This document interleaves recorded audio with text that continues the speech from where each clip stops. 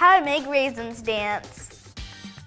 Dancing raisins! Dancing with the raisins! Dancing with the raisins! Raisins! Come on. We're going to show you how to make dancing raisins so you can play too.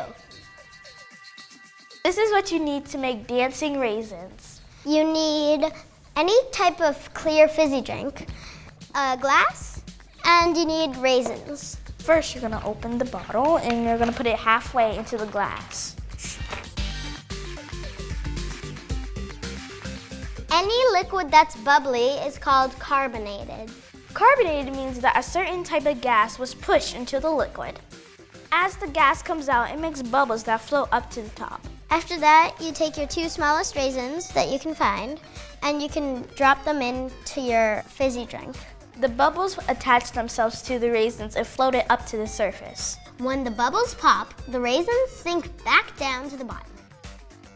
And they're going up and down. They're floating at the surface, and I'm waiting for them to pop. I made background so my raisins can dance on the stage. Rockets. Or you can dance like a raisin! Up and down, up and down, up and down, up and down, and up and down. Catch the bubbles up